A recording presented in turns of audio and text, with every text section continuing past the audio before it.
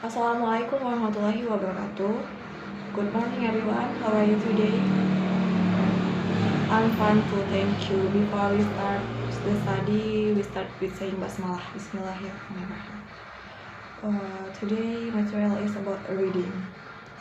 The topic is traffic congestion. So I will explain about it. Traffic congestion. Traffic congestion is condition in transport that is characterized by slow speed, longer trip times, and increased vehicular congestion. Traffic congestion on urban road network has increased substantially since the 1950, when traffic demand is great enough that the interaction between vehicles slow the speed of the traffic stream. This results in some congestion, while congestion is a possibility for any mode of transportation. This article will focus on automobile congestion on public roads.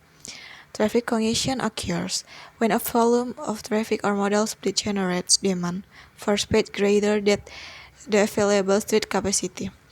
This point is commonly termed saturation. There are a number of specific circumstances which cause or aggravate congestion. Most of them reduce the capacity of road a given point or even a certain length, or increase the number of vehicles required for a given volume of people or goods.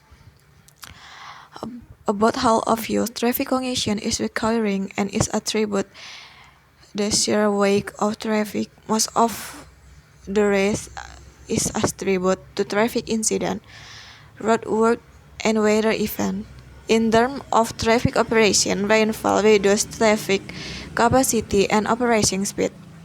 There may be resulting in greater congestion and road network productivity loss.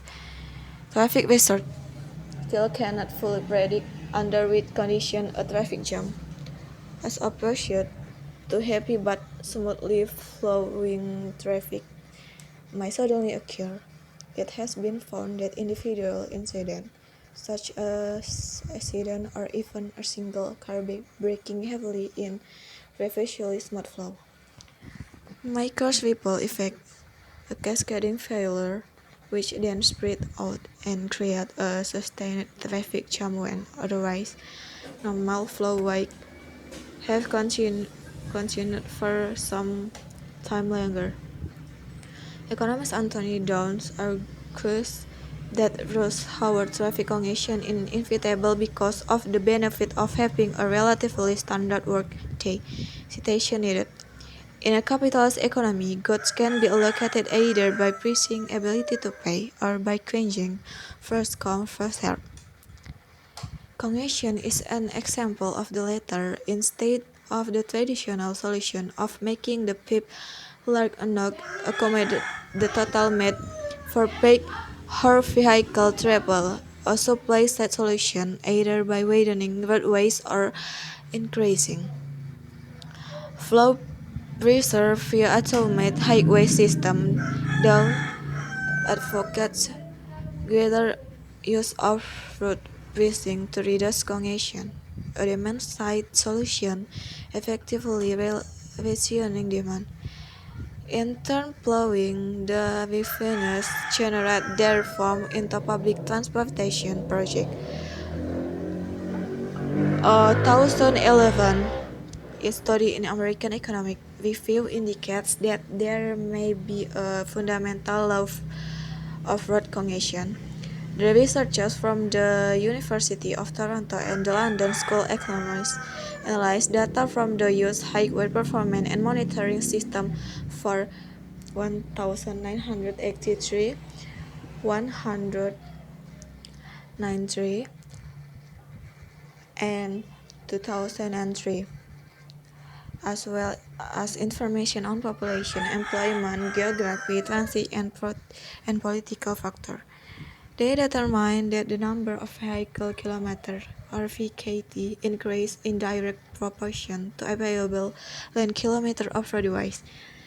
The implication is that building new roads and widening existing ones only result in additional traffic that continue that rise until peak congestion returns to the previous level.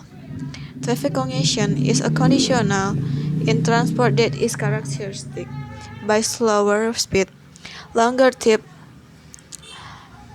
times, and increased vehicle exchanging. Traffic congestion on urban road network has increased substantially since 1950, when traffic demand is great enough that the interaction between vehicles slow the speed of the traffic stream. This results in some congestion. While congestion is a possibility for any mode of transportation, this article focuses on automobile congestion on public roads. Traffic congestion occurs when a volume on traffic or modal speed generates demand for speech greater than the available street capacity. This point is commonly termed saturation. There are a number of specific circumstances which cause or aggravate congestion. Most of them reduce in the capacity of a road at a given point or over a certain length, or increase the number of vehicles required for a given volume of people or goods about half of use.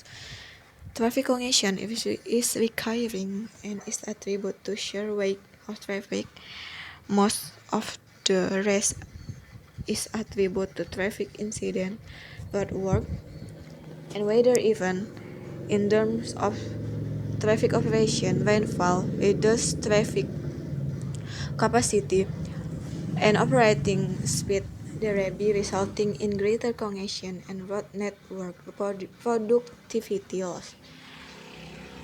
Traffic research still cannot fully predict under which condition a traffic jam as opposed to heavy but somewhat smoothly flowing traffic may suddenly occur. It has been found that individual incidents, such as accident or even a single braking heavily in a previously smooth flow, may cause ripple effect, a cascading failure, which then spread out and create a substantial traffic jam when otherwise normal flow might have continued for some time longer. Economist Anthony Downs argues that rush-hour traffic congestion is inevitable because of the benefits of having a relatively standard work day. Citation needed. In, in a capitalist economy, goods can be allocated either by pricing, ability to pay, or by exchanging first come, first served. Congestion is an example of latter instead of the traditional solution of making the people alert not accommodate the demand for hour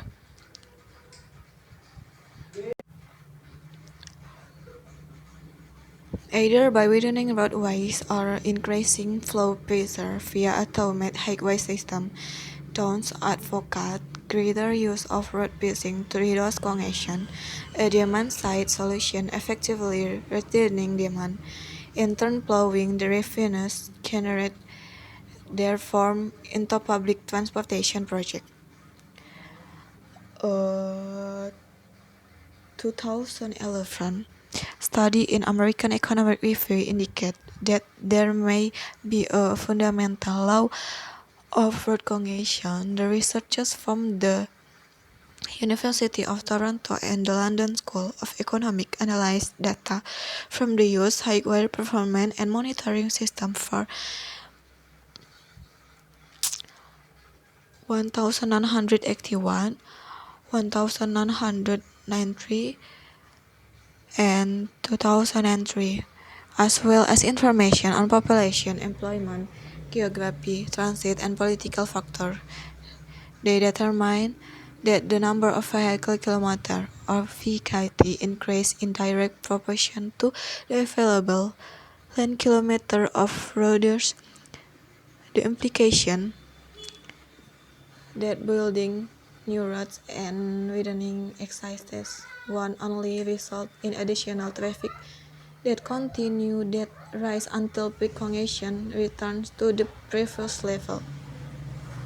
Okay, from the text above, I will give a question assignment. Number 1, what is the text about? Number 2, why is the text purpose of the text? Number 3, why do traffic jams take place in big city? Okay, please do it at home. Assignment will be great next week. The time is almost up. We are going to end lesson. Thank you for your attention. Wassalamualaikum warahmatullahi wabarakatuh.